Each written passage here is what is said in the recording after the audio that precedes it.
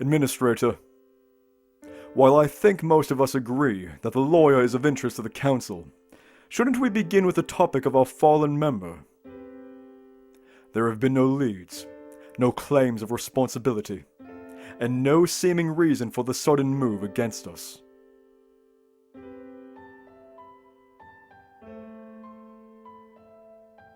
The two of them seem directly connected, wouldn't you think, Bardsley? I don't think it could be called a coincidence that Nathaniel was suddenly cut down so shortly after the bunny arrived in the city. And it certainly isn't a coincidence that the tiger our entire city saw trying to murder Miss Hopps was, at one time, under the command of the departed general. That was before he was a counselor, of course. But the tie still remains.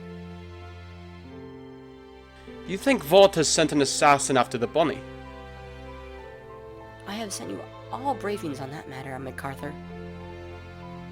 Feel free to browse the information after the meeting and send me your thoughts.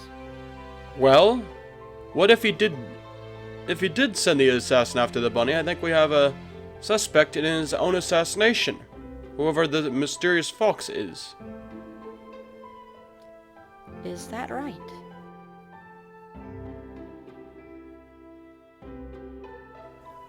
Have any of you seen the morning news?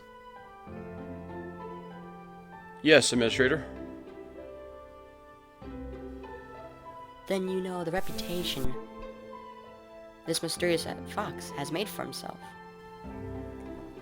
A hero in our midst, savior of the city's only rabbit visitor. No one knows where he came from. No one knows who he is, save for the fact that he has attached himself to Hopps, openly protected her, and made himself as close to a folk hero as he can get in the modern era. That does not directly absolve him of possible guilt. No, though the fact remains, the ban on bunnies in Zootopia has never been the most popular act of this government. While we can all agree it was necessary at the time, many would still call it a stain. A stain that some animals are still looking to us to correct. Just like many see the conviction of Otterton to be a stain on our justice system. Is that why you invited the lawyer into the city? I saw too many stains. You should call the bunny an olive branch to those who still don't agree with the ban on bunnies.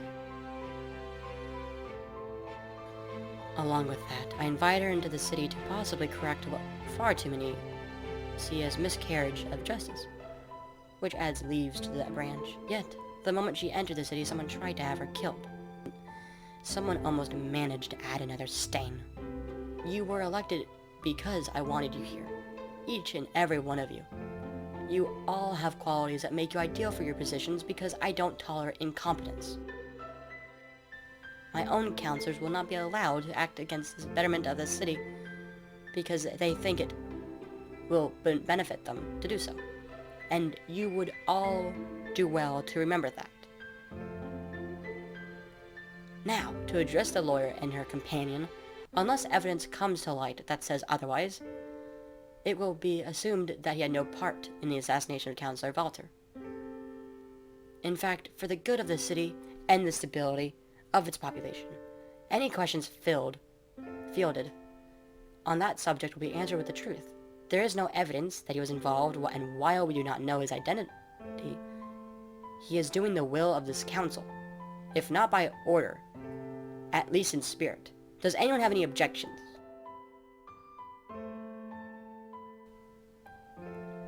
Good.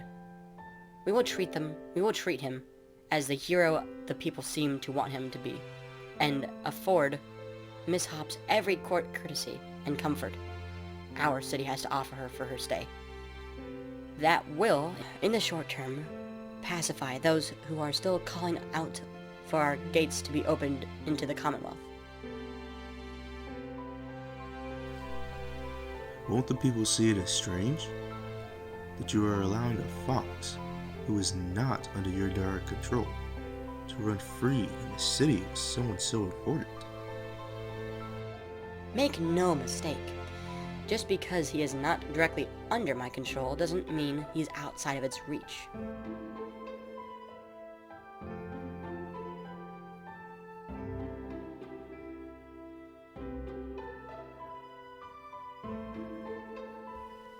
Alright, Miss Hopps.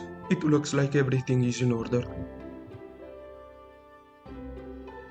The car is in lot 112. Thank you, officer.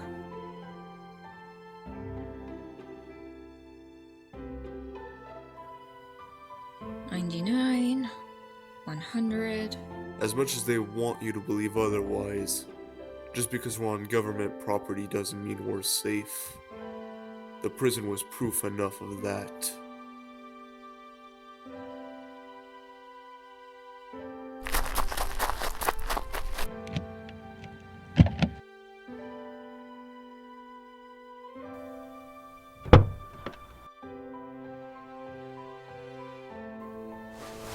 How many places can a receipt hide? Someone removed the receipt and didn't submit it as evidence for the trial. That will make this a lot harder.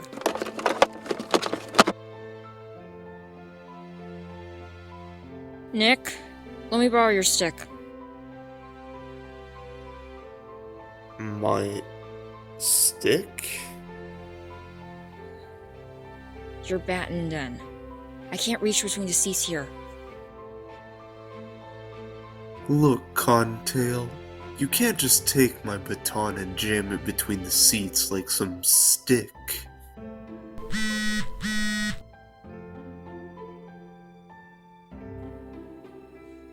This is Hopps. What do you mean you have it? Who is this? She wants to talk to the mystery fox. She says she has the receipt. Speak carefully. And the first words directed me are so forceful. Alright, hero, I have what you need, and I have what the bunny wants. If you want what I have, you're gonna meet me for a little chat. Just the two of us. Not going to happen. Well, that's not very nice. I just want to have a talk, get to know the fox behind the bunny. It is such a small price to pay for such an important item. We do need it, but meeting me alone is out of the question. Look, I'm not trying to trick you or anything. Who is she? Does she have it? If she wants to meet, then meet her. It's a reporter. She wants to meet me alone, which isn't going to happen, because you go where I go, remember? I need that receipt, Nick. There has to be somewhere safe you can leave me. With Flash, maybe. He has a bunker, after all. Flash is an information broker, not a bunny sitter. Don't look at me like that. You know what I mean. Plus a squad of hit mammals was already sent after you there. It may be under surveillance. Well, there has to be somewhere you can leave me where you know I'll be safe. You didn't become the mystery fox without hideouts. Nick, I need that receipt. I know someone, but it's not somewhere I think you would want to visit for any reason. As long as it keeps me safe while you get the receipt, I don't care. You still work for me, right? So do you know a place or not? You have a deal.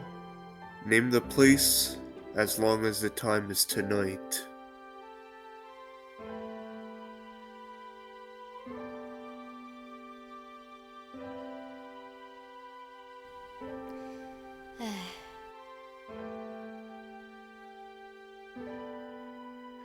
You should be careful. You don't know anything about him. You shouldn't eavesdrop, boss. It's not polite. Yeah, well, your name might be on this particular door, but my name is on the building. The fox you're covering, we already know he's killed at least one mammal, and there are some people you don't want to hold out on. You can call him a hero on paper, but don't expect to be treated like a damsel when you have what he needs and refuse to give it. I'm not even talking about... Yes, Andy. I just want to look at him. I'm not going to push him any further than he's willing to go. He'll get what he wants tonight. What's your tale, Victoria? Get me a story, but don't die trying. And where's the fun in that?